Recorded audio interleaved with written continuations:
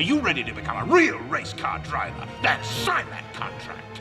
Okay, so at this point, everybody would agree that Speed Racer, the film by the Wachowskis, is underrated, if not an outright masterpiece. Would you agree with that? Yeah, I think I would overall agree with that. I think there's a lot of people who still kind of dismiss the movie just looking at the visuals, but when people who have seen it or have paid any real attention to it would all agree. I think it's fair to continue to prop this film up given the reaction to its release was extremely negative. It was a bomb with both critics and audiences alike.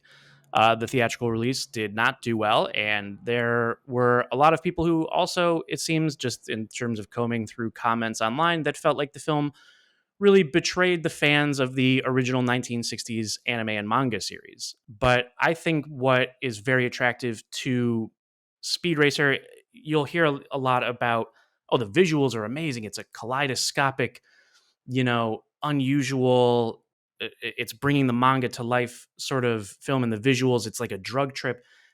But that's not actually what I find to be the most engaging part of the film. It's the surprisingly socialist themes at the heart of the story, because the central problem for our hero isn't that it's a rival driver. It's not a matter of is he going to win the race.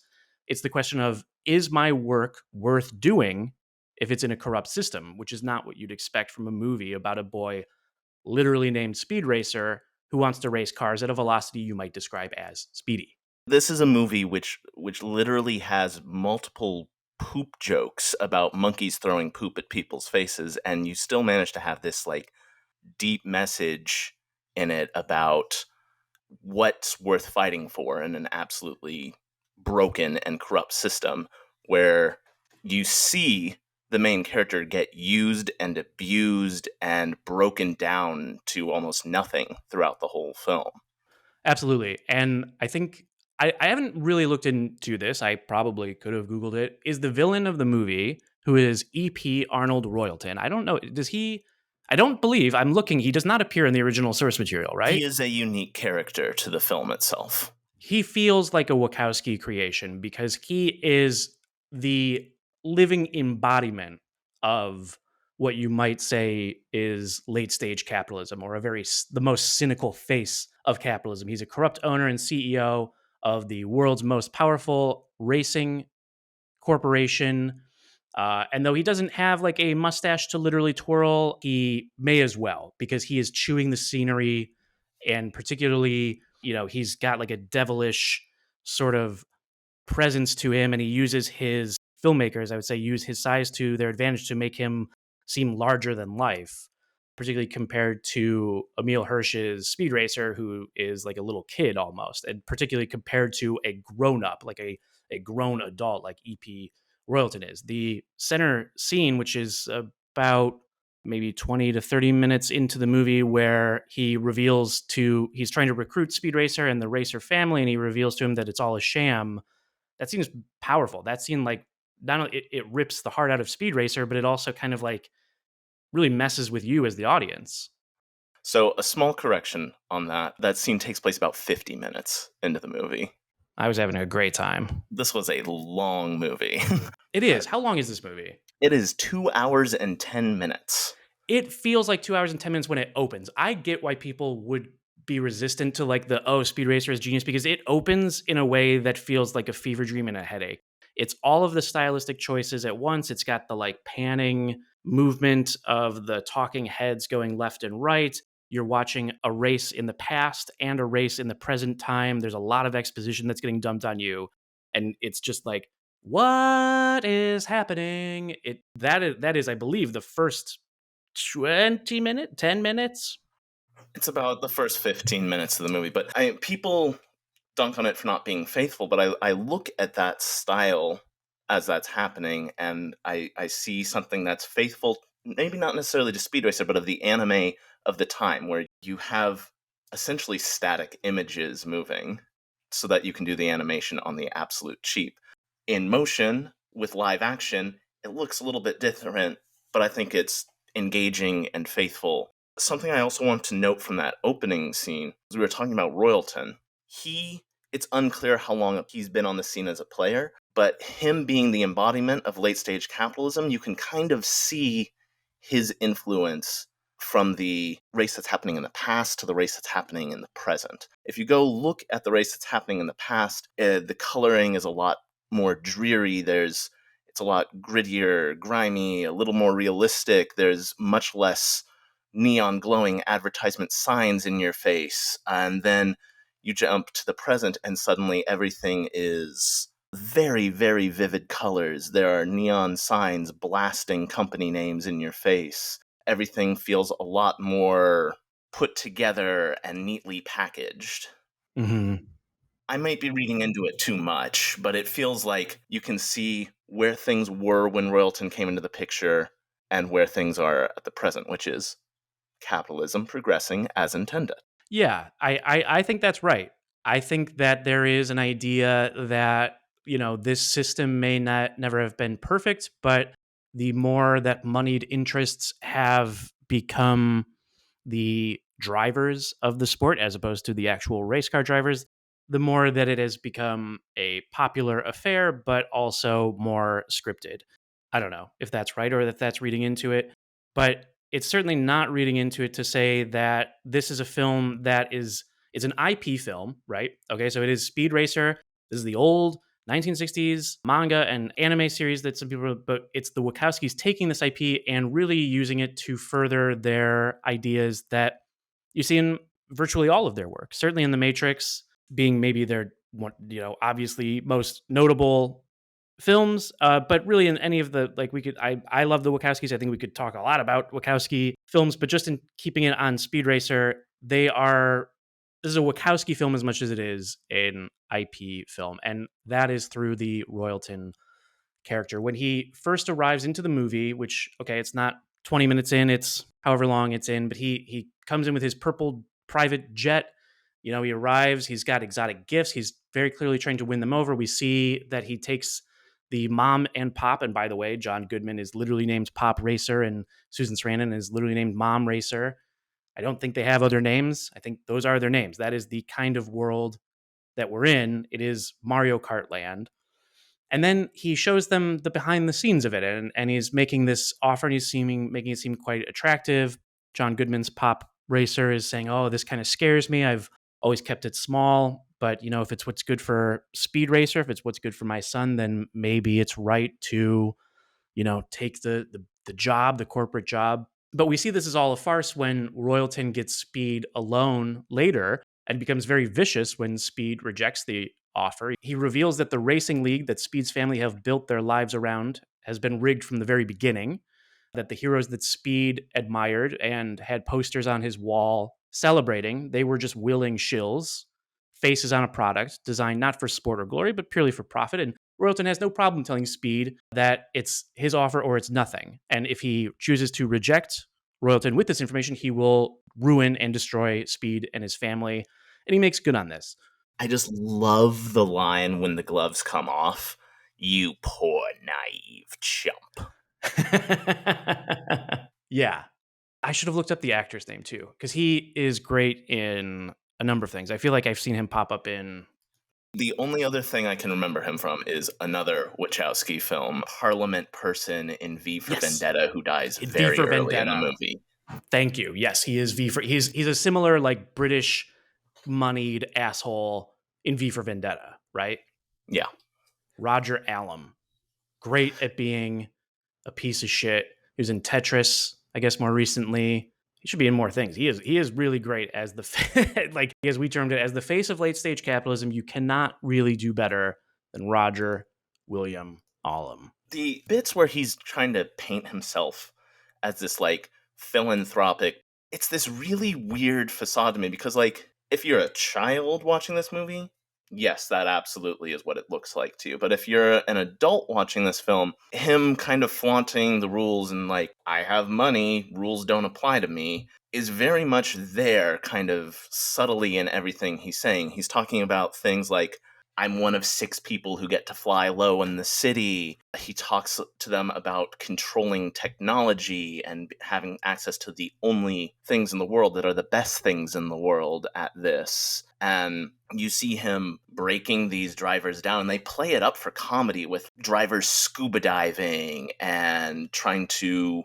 do impossible gymnastics. But the way he talks about them like they're property, not people. I find that aspect of it interesting. Yeah, absolutely. And I think when we're touting the ways in which Speed Racer is a anti-capitalist masterpiece, that is acknowledging the boundaries that we're familiar with as audience members of Hollywood studio movie IP-driven products. This is incisive social commentary within those bounds. It's not a replacement for reading sociologist texts or, looking deeper into anti-capitalist theory. What's impressive is how it's embedded into a movie which has, as you say, monkey poop jokes. It has a mischievous little brother named Sprittle, and this is all being intercut in that really heavy scene with EP Arnold Royalton and Speed Racer when he's just pulling the veil from his naive eyes, and it's cutting between this wacky misadventure. You cut to him like on a sugar high riding a Segway while Freebird's blasting, and you like hear corporate destruction happening, and you're intercutting between this and like here's where the movie's gonna get kind of dark, buddy.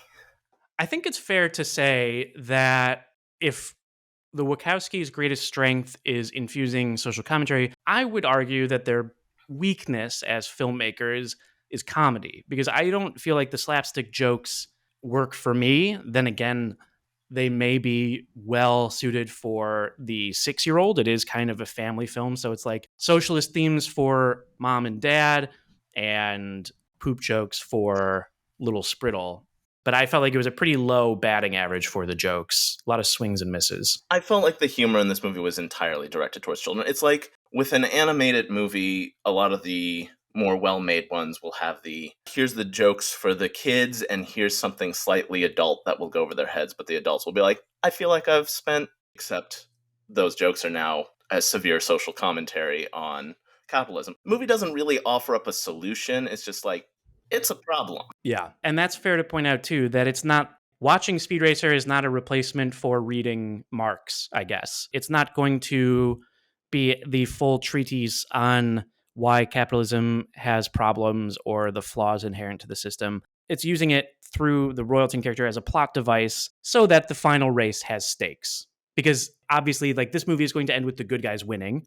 Royalton is going to be exposed as corrupt. There's other plot lines involving a missing brother, Racer X, the Yakuza, a character named, I believe it's Inspector Detector. Inspector Detector. And these actors deliver these serious speeches about Inspector Detector detecting problems with just completely straight-faced.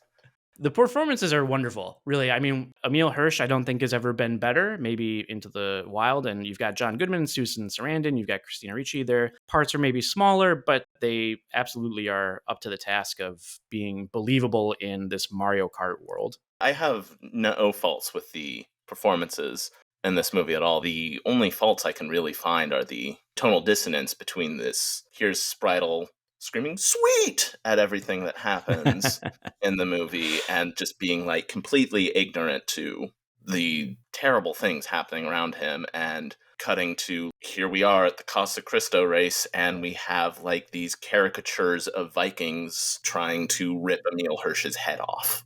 Yeah. Well, do you feel like it ever comes together? Do you feel like it ever coalesces, or is it one of those things where the sum is maybe greater than the parts, but it is kind of very dissonant things glued together? I think it comes together every now and then. You have moments where you get those payoffs. Like the one moment where I think it all actually comes together is that during the Casa Cristo race, there's a sequence where there's a bunch of ninjas that attempt to assassinate everybody. Yeah. This is played up for extreme slapstick humor, Uh-huh. but it is a serious thing happening, and all the dumb Spritle things that have happened before in the movie actually kind of come together and start to contribute during this sequence.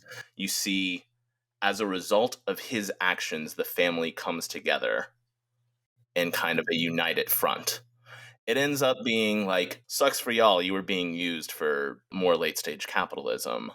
But in the moment, at least, it all comes together there. Yeah, I think it does come together at some parts. I do think it doesn't come together as well as, say, The Matrix. Like it is something where this is a movie that is masterfully communicating a theme that resonates, in part because we don't see it stated as explicitly as we do in Speed Racer. But as a film, it is something to maybe go in expecting a B movie, because it is that. It is a movie that will resonate, I think.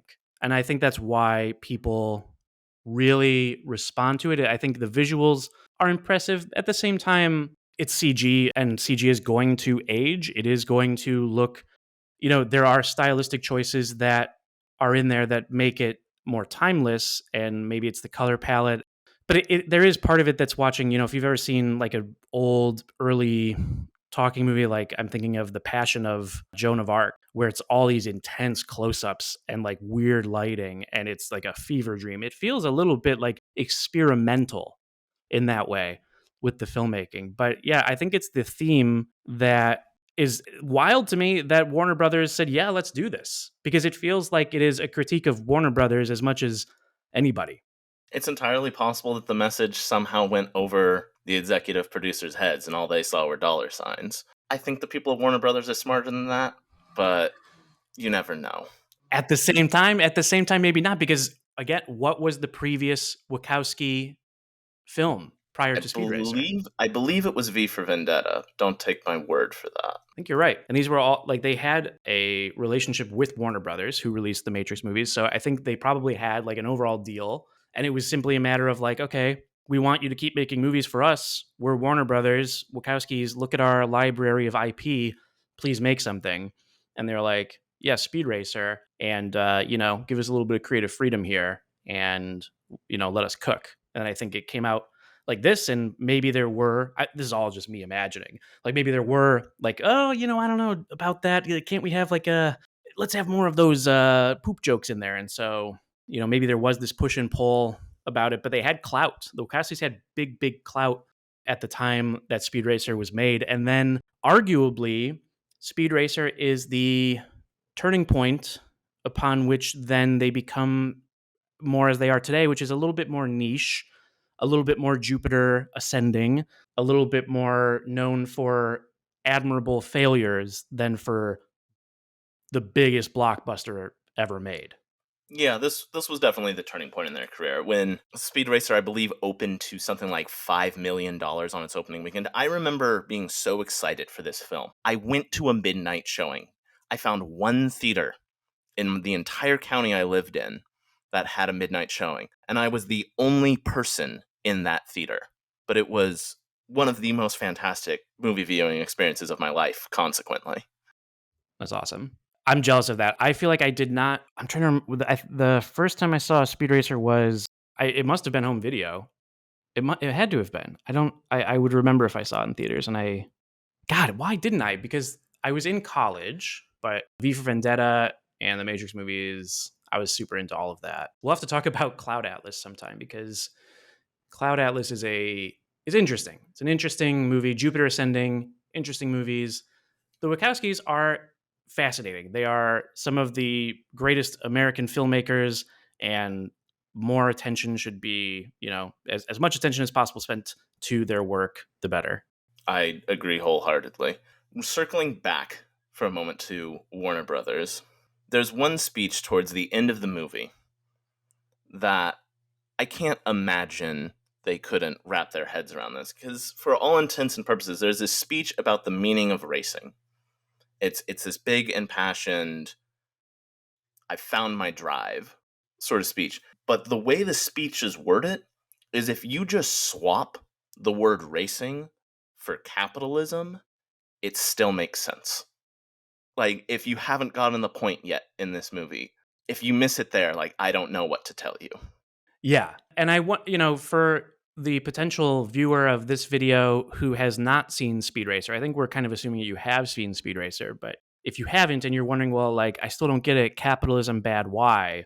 The movie does, it's like, well, what is capital? Capital is just like, it means it is money and resources, but it is also just like taking advantage of another person. It's just like undercutting somebody. When Speed is at his lowest in the movie, Mom Racer comes in and tells him, I feel like I'm watching you make art.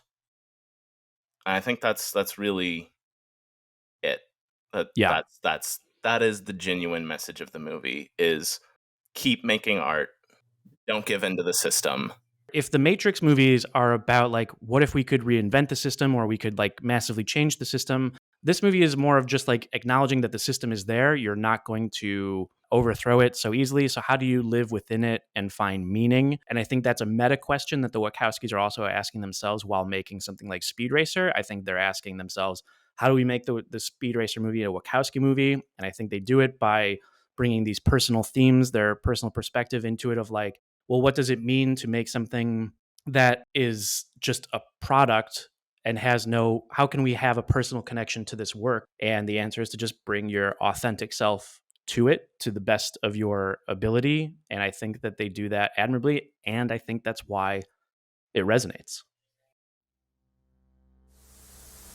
This has been a journey into the place where your mind sits restless. A place lacking shape or form. A place where your every thought can expand into infinity. This has been The Void.